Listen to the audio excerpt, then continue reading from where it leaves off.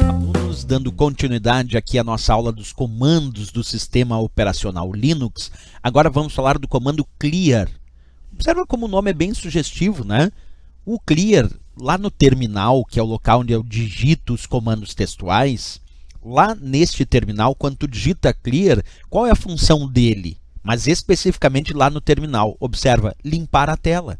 Ele limpa, porque às vezes tu vai digitando comandos e comandos e vai ficando a tela do terminal cheia de comandos textuais indicados. E tu gostaria agora de limpar a tela do terminal e colocar o cursor lá na primeira linha da tela, para a tela do terminal ficar bem limpinha. Então a ideia aí é usar o clear, que já vem de limpar. Então, limpa a tela do terminal, movendo o cursor para a primeira linha. Isso porque à medida que tu vai digitando esses comandos textuais lá no terminal, lá no prompt, que mostra os comandos de texto do sistema operacional Linux, às vezes aquela quantidade de texto fica meio confuso, às vezes saber exatamente o que tu está fazendo e está operando. Então, muitas vezes a gente aplica o comando clear para limpar a tela desse terminal. Nome bem sugestivo, né? Outro comando importante que a gente utiliza dentro do sistema operacional Linux é o comando top. Como o próprio nome diz, ele exibe os processos que estão sendo executados no sistema. Imagina que dentro do Windows muita gente entra lá no gerenciador de tarefas para verificar quais são os processos que estão em execução no sistema. Dentro do Linux, o usuário pode usar o comando top para exibir os processos que estão sendo executados no sistema. Agora, quando me pergunto, como assim processos, professor? Vamos exemplificar de uma forma bem simples para te entender.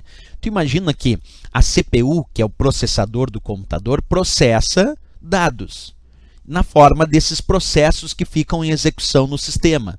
Então é como se eu te dissesse que o comando top, ele permite aferir o uso da própria CPU, aferir o uso do próprio processador do computador e também da memória que está sendo utilizada para manter esses processos em execução.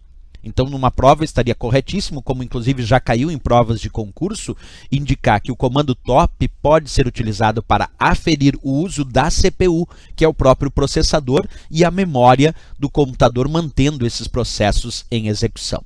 Essa é a função do comando top, ok? Temos um outro comando também chamado vi, que na verdade vi é um editor de textos muito utilizado desde a era do sistema operacional Unix, quer dizer, ainda quem usa a base do Unix, mas quem usa principalmente a ideia aqui para o nosso estudo do Linux, o vi dá acesso a um editor de textos. Então o vi é um editor de textos e usar o comando vi no Linux dá acesso a este editor de textos, muito antigo, é claro, mas ainda hoje é um editor de texto muito utilizado por quem gosta dessa parte Linux ligada ao terminal, ligada à área prompt, aos comandos textuais. Então o vi é um comando que permite acesso a um determinado tipo de editor de textos chamado vi, certo? Beleza, temos mais informações aqui. Vamos falar um pouquinho do write, que é um outro tipo de comando, que esse é muito interessante porque permite a troca de mensagens online entre usuários do mesmo sistema.